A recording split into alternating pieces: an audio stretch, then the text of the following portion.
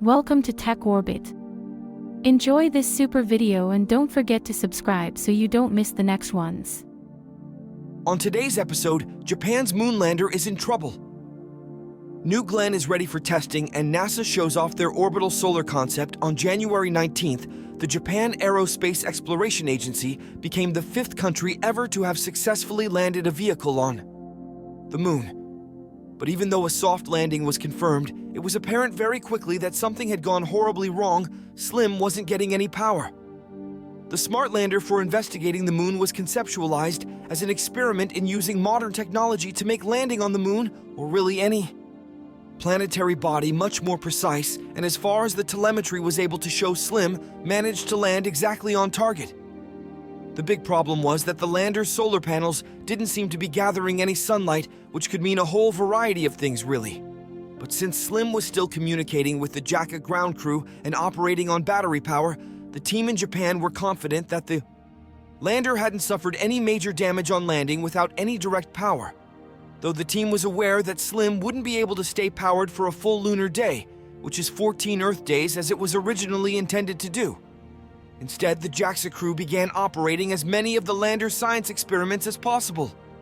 Before disconnecting the battery to save that last bit of its power, reserves just in case the western angle of the sun could hit SLIM's solar panels towards the end of the lunar day that was around 1:00 a.m. 22nd, so SLIM was able to make its very careful 4-month journey to the moon, use all of its finely tuned radar and smart navigation systems to hit a landing target within a margin of 100 m, deploy 2 experimental rovers, and finally used as much onboard science equipment as possible before, or its battery had to be shut off, which is why JA considers this landing to be a success.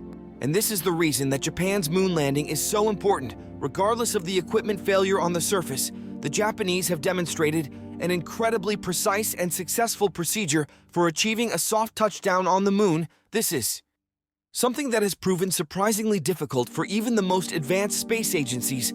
Most attempts to land on the moon result in failure, and that's remained true up to the modern space age. The only country that has been repeatedly successful at landing on the moon in the 21st century has been China, and they're not on our team. But JA has been a long-standing partner with NASA, and the new Japanese guidance system could prove to be a major asset to the future of the Artemis program. Either way, the big priority right now is figuring out what exactly happened to SLIM. This vehicle was built to land in a very precise manner. Its legs were designed with 3D printed crumple zones to ensure a softer landing at higher speeds. It had 2 main engines developed by Mitsubishi and 12 attitude control thrusters. The 4-month trip was designed to conserve fuel, but after all that, it seems like the vehicle just landed in the wrong direction. Part of this could be the way SLIM had to land. The target area was the side of an impact crater on a 15-degree slope, which was meant to offer the most optimal sun exposure possible for the vehicle's solar panels. The rear legs were built shorter to accommodate the predicted slope, and the navigation was programmed to flip the vehicle about 45 degrees, just as it touched down, so as to more gently set the craft's weight down on the longer legs. Somewhere in all of that, though something seems to have gone wrong, the hard part of all this is that we just don't know exactly how SLIM landed. Telemetry takes a while to comb through. So all Jackson knows right now is that its panels are facing westward, and that they were able to make use of the full functionality of the vehicle until battery power ran low. It's likely they'll need to see satellite imagery from something like NASA's Lunar reconnaissance orbiter before they will be able to see if it landed on its side or something like that, other than the disappointing solar issue. However, everything else about this mission went very well. Making this sort of landing with this level of precision just hasn't been done before, with most landing targets being measured in kilometers,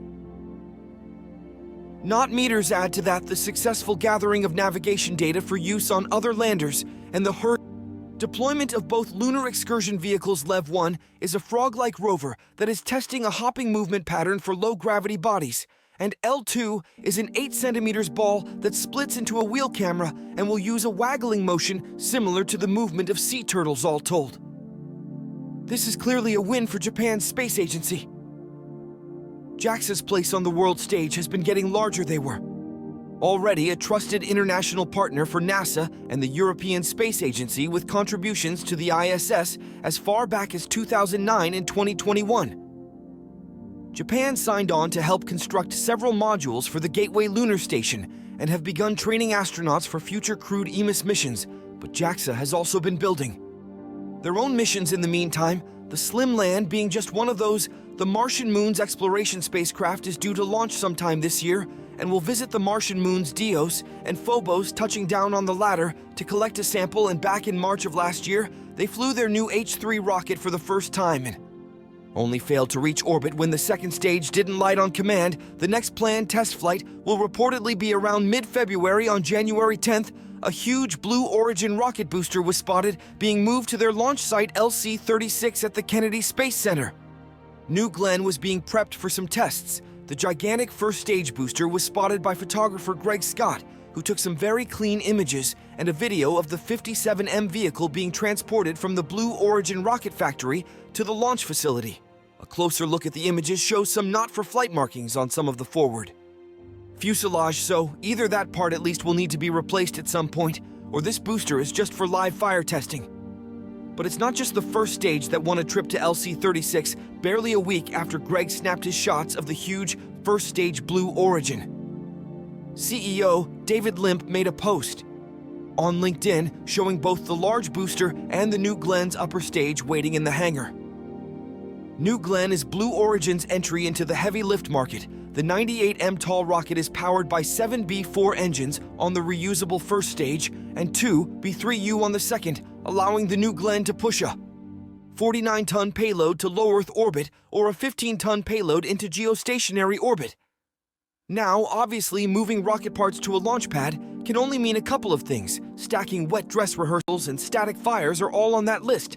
And given that the ULA were able to successfully launch their B-4-powered Vulcan rocket just a couple of weeks ago, it's safe to say that Blue Origin isn't worried about those same engines once they're attached to the New Glenn, but it is really hard to say how prepared the vehicle is. Blue Origin has been able to keep the development of their new heavy lift rocket under considerably tight wraps. Our first real glimpse of anything resembling flight hardware for the New Glenn having been just spotted in late November. Lack of information aside, it certainly looks like the rocket is at least ready to begin some heavier testing. Which is good, because the first flight of the New Glenn is still scheduled for sometime around August of 2024, and will be carrying NASA's Escapade Mars mission into space with it. That's a pretty bold move for NASA to trust a rocket that's never flown, built by a company that's only ever made suborbital hops with their previous rocket. Even more risky when you consider that the New Shepard was benched after an engine nozzle failure forced a dangerous launch abort on an uncrewed capsule in September 2022, and has only just returned to flight after a successful test launch in mid-December. NASA seems confident, however, so they must be seeing test results. We can't, luckily, with the flight hardware for Blue Origin's shiny new rocket starting to come together in the hangar at LC-36. It won't be long until the rest of us get to see the New Glenn in action. A recently released NASA report shows that space-based solar power is not only feasible but within our capabilities to begin setting up in the next 2 decades. On January 11th, the U.S. Space Agency published a study completed the year previously, which examines our current ability to set up solar power collection in Earth's orbit and beam that power back down to the surface using microwaves. The report, which has been held back for a year to be reviewed, analyzes 2 conceptual systems and weighs them against their impact on global emissions. The report also makes a careful study of the costs involved in the manufacture and launch of such systems in an attempt to consider if this could be an option to help the United States get to net zero greenhouse gas emissions by the widely accepted 2050 deadline. Collecting solar energy in orbit, where the Earth's atmosphere is almost non-existent, is a solution that many other space agencies around the world are currently looking into. The ability to wirelessly transmit this new source of power to even the most remote areas of the world is an enticing idea, one that the report makes clear is doable with the right level of commitment. All the technology exists, from manufacturing to launching to maintenance. But there are critics of this method of energy gathering. NASA, that's right, they wrote the report and are also critical of the tech they say can be built without any new developments in solar technology, and the reason is the cost. In that same report released on the 11th, the conclusion was that in terms of pollution created by the manufacturing of these proposed systems, there's not a big difference between them and more traditional ground-based systems, but with current technology, Both of the conceptual systems would produce power at a cost of around 61 cents per kilowatt hour, while terrestrial solar plants generally put out energy at about 2 to 5 cents per kilowatt hour.